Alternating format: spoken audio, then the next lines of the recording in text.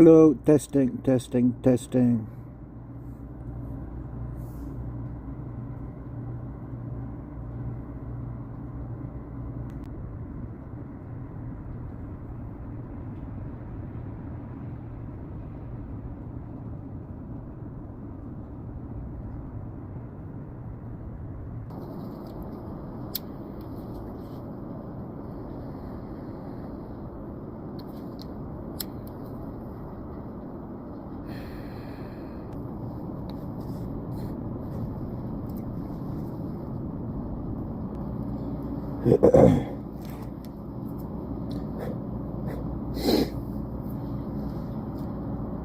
Okay.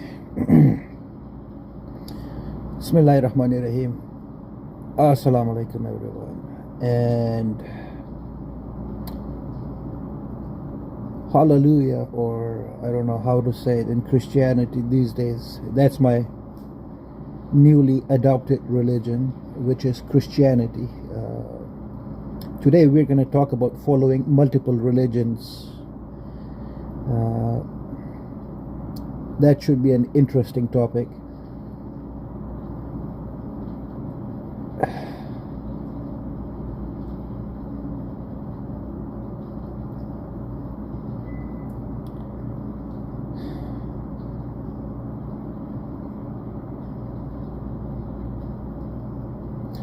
So, I would like to start with talking about the Swiss philosopher Friedrich Schwann. He is known for writing about the perennial philosophy. They call themselves the traditionalist. They're also known as the perennialists. They talk about the tradition that goes far back, all the way back, pretty much the natural state of human being, they say.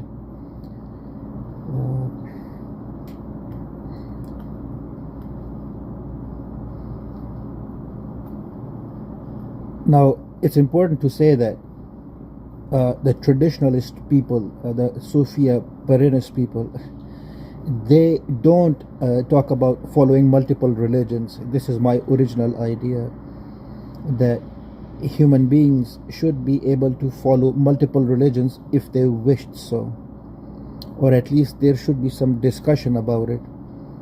As far as the system is concerned, that's something down the line, maybe a long time from now, maybe a million Sundays from now. But the perennialist people, the Sophia Perennis people, the traditionalist people, like Friedrich Schwann, Rene Gunon, Syed Hussein Nasr, they talk about religions in the regular form, about following one religion at a time.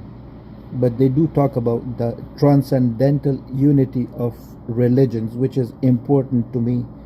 That's an idea I can borrow from them, and I can maybe talk about my own agenda on top of it. So I must state that I'm using their idea of transcendental unity of religions idea, and I'm putting my idea alongside it, that one should be able to follow multiple religions at the same time.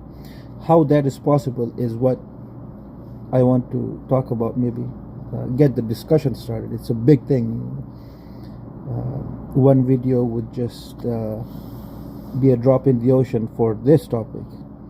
Nevertheless, I'll put my 2 cents in. Let's see how far we can get with this thing over the decades. That's what I'm looking down the barrel when I'm looking. This thing may take decades, multiple decades, if not just one decade, minimum one decade at least. It could take up to multiple decades. That's what I'm looking down the barrel, that is. Down the beer barrel, that is.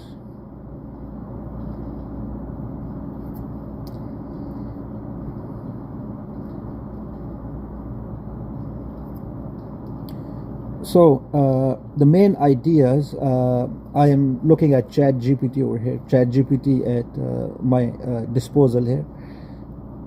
I'm just looking at the pointers,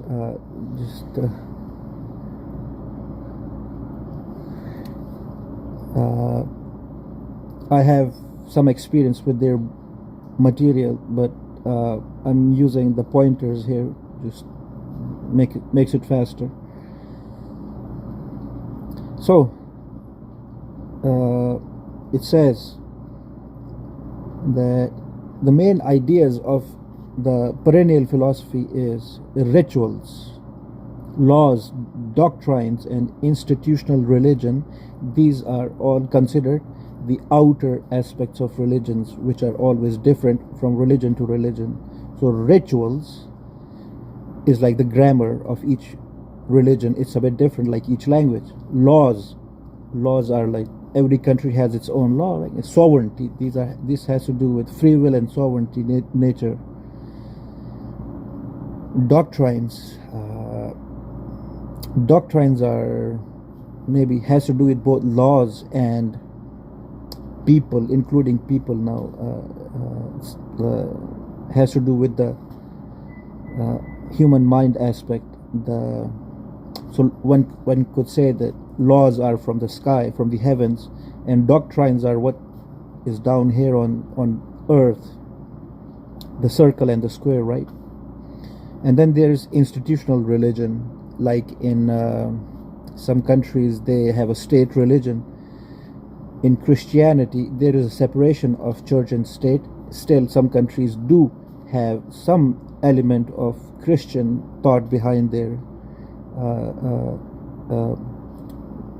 politics, but still the separation of church and state is a bit different than in Christianity than in other religions.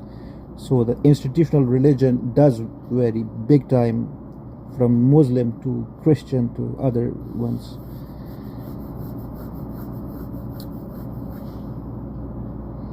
So there's an interesting point I want to mention, which is my own personal observation, that like when the laws are revealed from the heavens through some agency, like a prophet or something, then the laws are implemented on earth. It's like we are trying to square the circle. I like that idea because it's like there's a sense of impossibility to it. Like there is the square, which is planet Earth, the terrestrial plane we live on, reality, our shared mutually shared reality. And then there is the heavens, represented by the circle. Like when we're implementing laws, one can think of any law at all, any law that has to do with the brain power. It's like one is trying to do the impossible. One is trying to square the circle. You can't do that. So that would be the institutional religion around the world. They have a bad reputation for good reasons.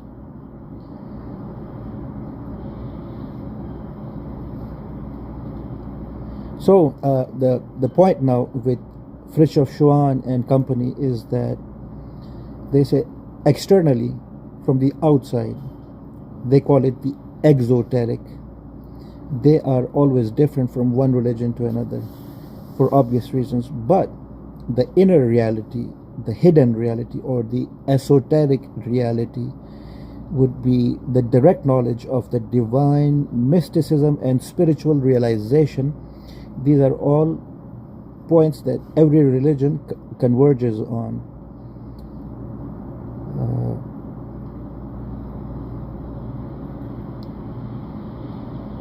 These things also point towards it's like towards the heaven, in the sense that heaven represents the ultimate reality, which may contain things like divine beings, angels, jinns, all these other non-terrestrial entities.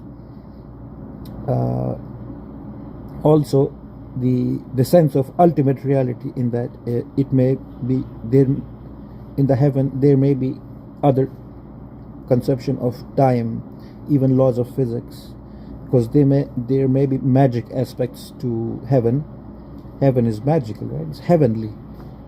There may be less limitations as far as time travel, multiple time understandings, dimension understandings, All of that is like ultimate reality concept. All religions point towards it. That's where transcendental reality of religion is effective, right? Because it's undeniable, even though it's different.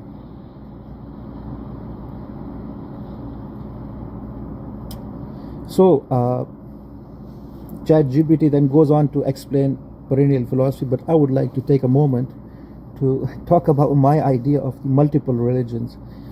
So, is following multiple religions possible at all? I think it's possible, very much so. Is it necessary? I think it's a good idea to consider this in a very serious manner, such as each religion has its own pros and cons, or strengths or weaknesses.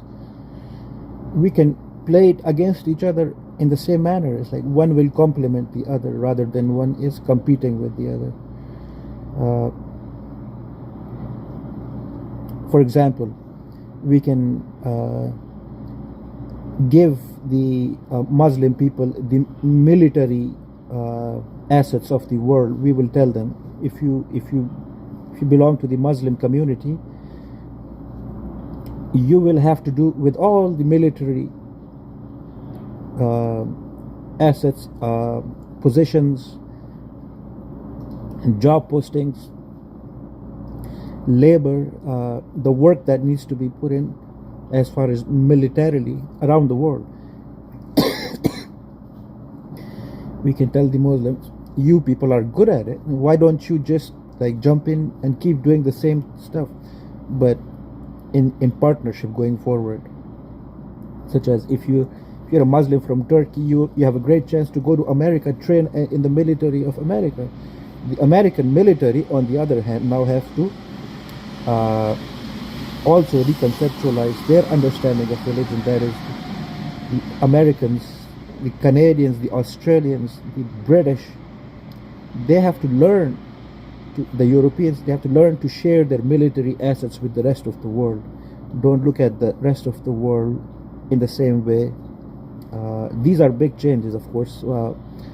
These are blueprints I am talking about, how they're going to happen, what the implications are, the ramifications or whatever consequences we will analyze later on. But in my mind, it's possible. Why not? To say that whether America will agree or entertain this idea, that's another point, right? I just said that. But people around the world will have to reconceptualize these things, society at large, in the sense that a Muslim can come to America to train militarily. America doesn't have to give up like its military control to another country. That would be stupid. Or to ask the American military faction to change their religion, like such as affiliate with Islam rather than with Christianity, would also be stupid. They can remain Christian, remain American, just more partnership. A Turkish soldier, a Pakistani soldier can go in America and train, and then maybe like a community services that people provide, like a community center aspect to it, rather than anything serious. That is good enough, I think. So moving on to the Christian people. The Christian people are in between the Muslims and the Jewish people. They can literally be the in-between people. They can go back and forth between what is true according to Islam and what is true according to Jew conception of religion. The Christians can go back and forth. We can call that Jesus Christ, right? I'm sorry, but that's what we're looking at. The middleman would be the Jesus Christ over here. Then the people who follow their religion in the name of Jesus Christ. Now here's the thing. The Christian people think Jesus Christ is God. the Muslim people think Jesus Christ is a prophet. Now, I don't think these things are contradictions. These things are actually good that they are viewed so differently. But there is already a commonality which we can use to our advantage, which is that the Muslim people are now not allowed to call Jesus Christ their own, in the sense that Jesus Christ is God.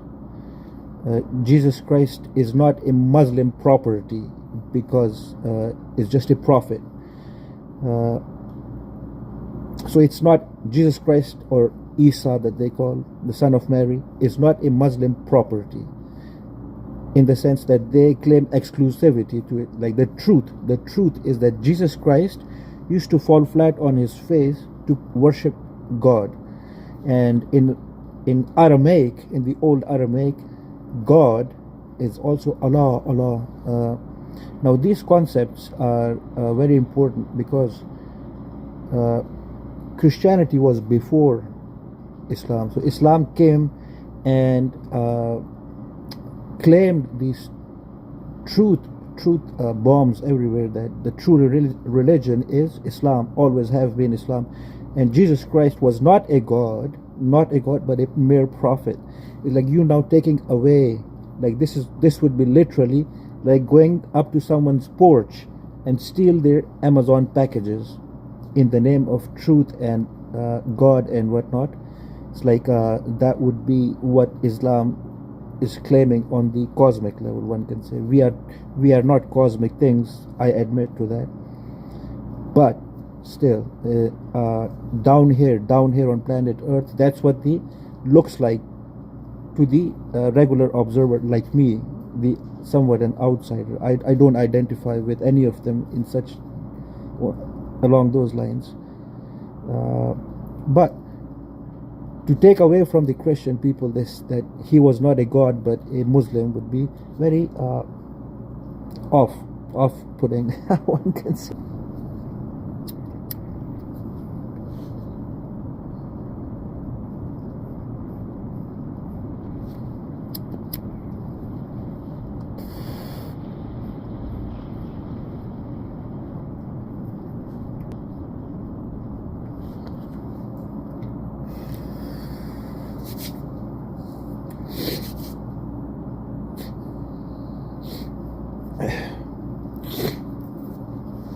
Right, so continuing our discussion,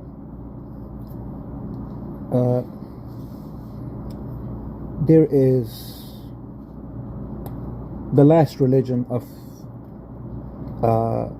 the planet. At least the Muslims claim that Islam is the last religion. That's the other thing, that Islam has these blanket statements that they make, claims, these blanket claims that these make upon reality, that Islam is the last religion. It's a bit problematic in the sense that if one is a believer of God and the revelation of God, especially a person like me who thinks that everything is interconnected as far as religious technology is concerned, religious revelation and the process of revelation is continuous across many religions, a person like me, a perennialist, I should also admit to the fact that God himself has said in his book that Islam is the last religion. Yet I think it's very problematic.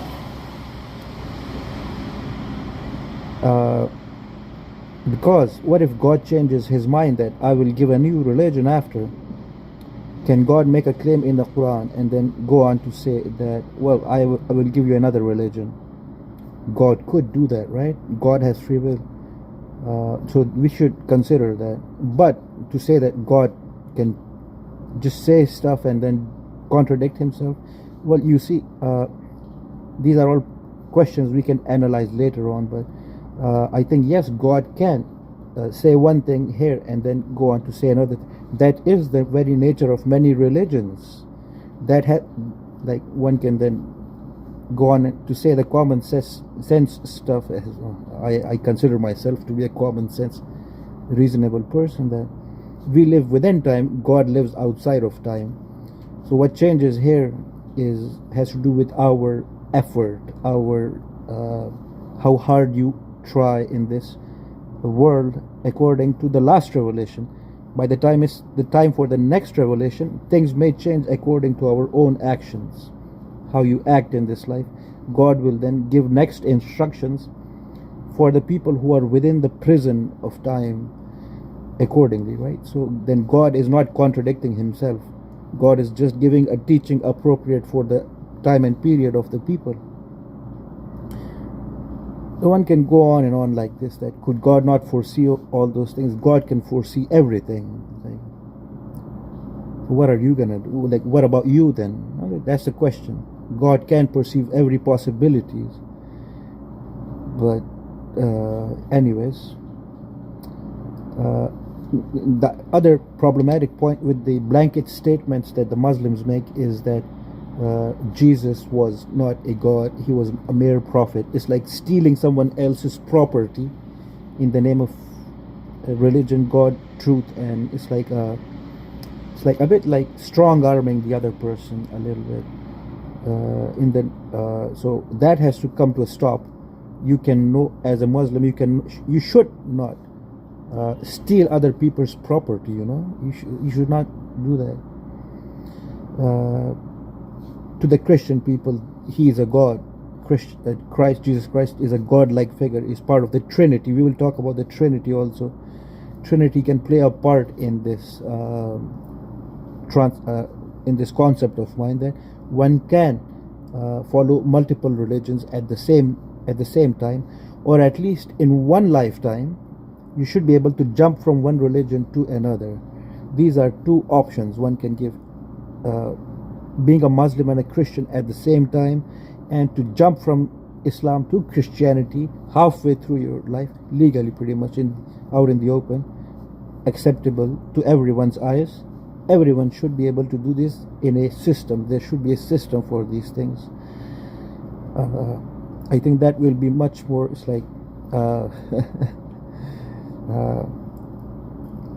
it's a better system. So now, to think that Islam is the last religion, at least in the timeline perspective, not in the principle perspective that they may think of it, and Judaism would be the first one then, right? Now there's another end over there which has the same issues, same problems over there, that they think they are the first religion. Like they say Jewish people are the chosen people. Is the same problem with the Muslim people when they say this is the last religion. Like, says who that Jewish people are the chosen people? You know, says who? God says so. Well, here's my understanding of that statement, that God said that Jewish people are the chosen people. I think there is always an expiry date on everything in the created world. In the created world, guess what happens after the expiry date in the created world? The thing starts to rot, starts to stink. You can't eat it no more. It's like the Jewish people are still eating the same shit they were given thousands of years ago, literally. It's like it's unhygienic to make these claims, blanket claims, that the Jewish people are the chosen people and the other people are the fate of humanity is connected with the fate of Jewish community, whether outside of Zion area or the Zionist ones. Is like, you are now eating shit you were given thousands of years ago, man. It's like you are what you eat, man. You have to pay attention towards these things. Otherwise, like an outsider like me, I can see it from a kilometer away. Look at that guy. Oh, look at, they're eating their own shit, man. The shit they were given thousands of years ago, they're still regurgitating it and eating it back again. It's like, you are what you eat. So you have to pay attention towards these things. I'm saying it very cut and dry because I can, you know, I'm an outsider. I pretty much live on the sidewalk. It's nighttime now, 2 in the morning. I have nothing to lose. I will say it the way it is, man. one can say that maybe some of this knowledge is already known out there, which would be a bit of a which gives me a bit of a break. I don't have to pretend that I'm doing all the heavy lifting here. I'm also not being I'm not being sarcastic or backhanded here, that you people already know that you're eating shit. Although on some level you should know that, at least some of you, not all of you. Like some of you people are very talented. You should know that you people are not the special people. But to make this claim very outright in the media, say Jewish people are the chosen people and we are special somehow, is in my perspective that stinks. That is like, you should have some self-awareness. Self-awareness is a beautiful thing. Also, there are some complications, such as Jews, unlike the Buddhist people. Now there are the Buddhist people, we will get to the Buddhist people. Buddhist people don't consider themselves Buddhist because their blood is of a certain color and other people's are not. But I'm not gonna steal Jewish people's property here again. That well, first of all, to say that Jewish people draw their lineage from their mom, in the sense that if your mom is Jewish, you're already considered Jewish enough. That's, that makes sense somehow. I'm not going to steal that away from you. But to say that I'm stealing your shit from you, that's a bit funny. I've never heard anyone steal shit from anyone. No one wants to go and steal other people's shit. It's like literally. So I'm not going to steal your property from you. To say that you consider yourself Jew because of your bloodline, which comes from your mom, that makes sense. But my previous point was in that vein, like, I'm not stealing shit. No one steals shit from no one. I'm not interested in your shit. You have to look after it yourself. Like, just I mean, you were, but you were doing it wrong. You're putting it back in your mouth now. You're special, like other people don't have mom. Others people, the blood in their vein that they have gotten from their mom is somehow less than the Jewish boy. The blood in his veins that he got from his mom is somehow makes him special. So I look at it from this perspective. I look at my mom and I think of it. Hey mom, I am less somehow. The blood that you gave me is not Jewish enough. I am less. I'm not the chosen one in the eyes of God. Dear mom, it's like, this is how I feel about the Jewish community, that they're eating shit now after thousands of years. They were told these things thousands of years ago. Thousands with 3 zeros. They're still eating that shit, is how I look at my mom when I think of Judaism's claim. Look at them, mom. They're eating their own shit now. Poor people. That's my idea of the Jewish people, thinking that I'm trying to steal their shit now.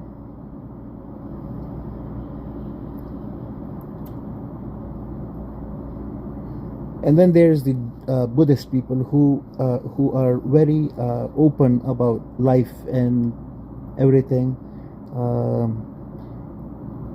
They don't track their lineage like the Jewish people, or they are more philosophy oriented. They're more spirit based. And then there's the great Buddha. All of these are interconnected. All of these are interesting ideas one can explore later on. I think I have enough recording right now, and hopefully I will develop my own ideas and upload it as I understand it, and hopefully you guys can think about it also. What kind of a world do you want to live in, where religions are participating together like it's a one community? Treat the world as one big community center. Participate with each other in tiny, small, bite-sized programs. With if you can't do it, then it's like I will always pull out of such a society.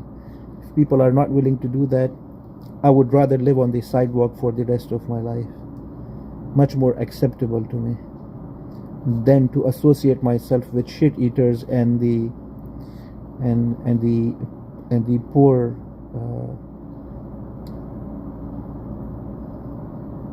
poor package stealing types.